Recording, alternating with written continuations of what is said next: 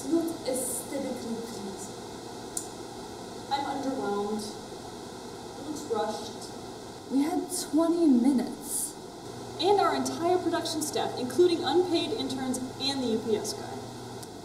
That was a concerned citizen who volunteered. That's beside the point. You chose these views, and you really don't agree with them. Now, Phoebe, let's give them a chance to explain everything. This isn't on Bravo. Do we have to? I was just getting warmed up. This show isn't actually education. Fifi, the cameras! I'm just saying, there is something to be desired in the execution of all this.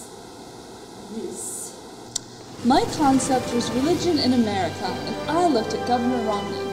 He said, "For a nation like ours to be great and to thrive, that our Constitution was written for people of faith and religion is a very extraordinary element and very necessary foundation for our nation." I believe that's the case. No candidate should become the spokesman for his faith. For if he becomes president, he will need the prayers of the people of all faiths. I believe that every faith I have encountered draws its adherents closer to God. And in every faith I have come to know, there are features I wish were in my own.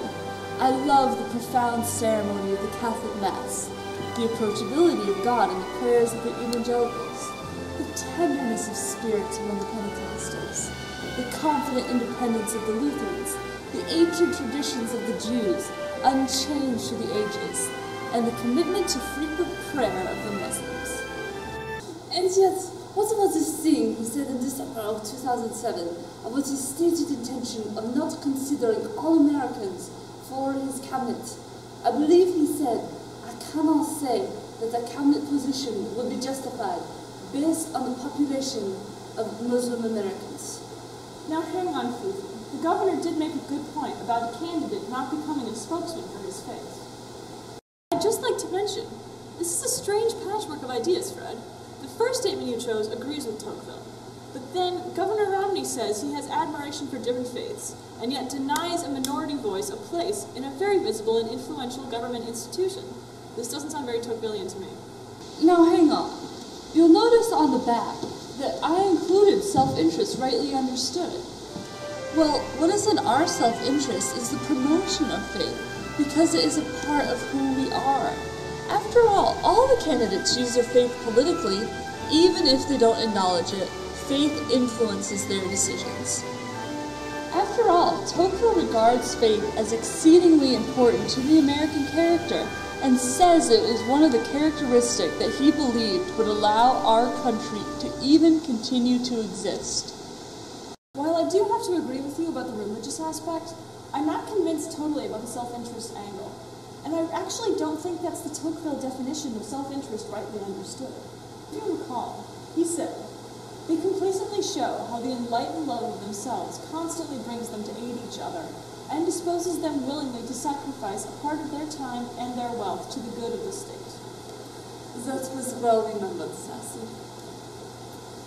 And that wasn't the purpose of the challenge, Fred. Very sneaky of you to try and edge in on someone else's idea.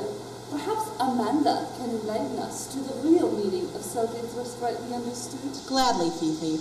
I'd like to point out a few details on my mind.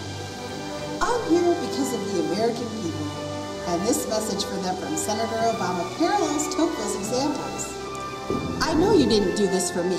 You did this because you believe so deeply in the most American of ideas, that in the face of impossible odds, people who love this country can change it.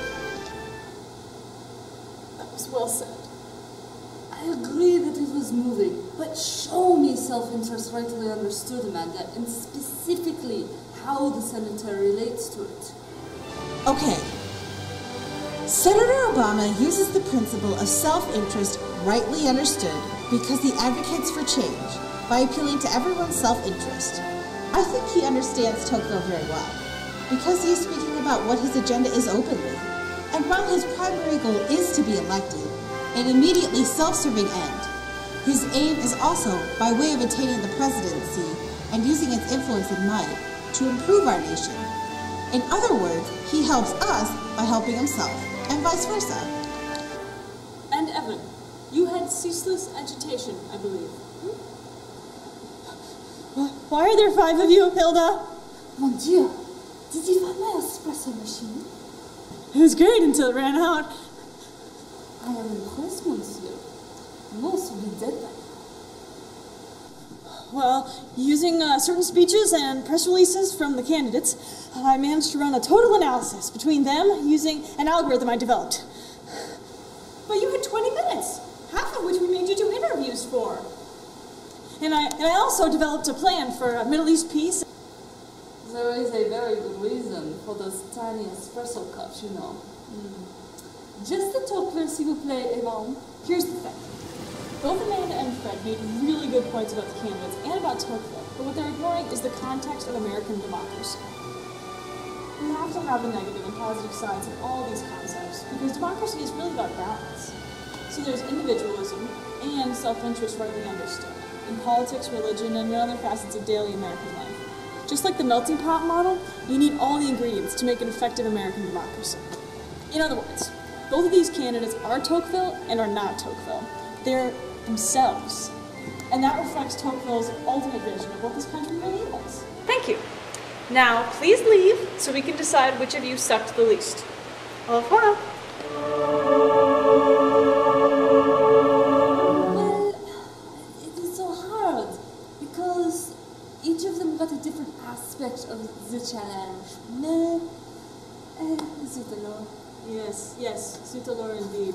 And I was just thinking though, that because they got the different parts of it, but I don't think any of them really fully grasped the Tocquevillian nature of this society. And stuff. Exactement. It is, as Evan said, a personal thing. It is. Largely. It is. But It is, yeah. Je sais pas. Yeah, je sais pas. Je sais not.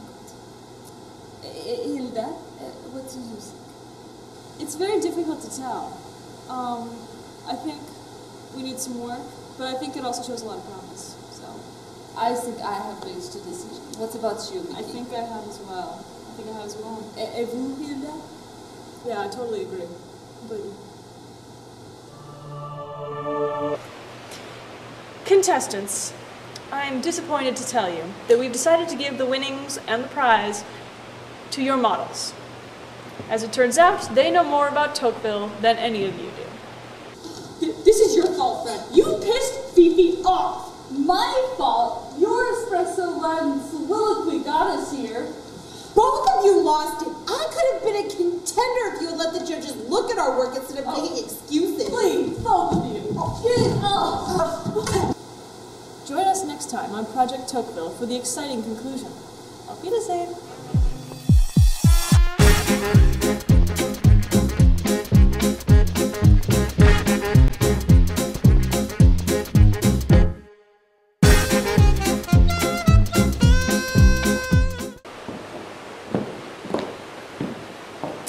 In Soviet Russia, Tocqueville reads you.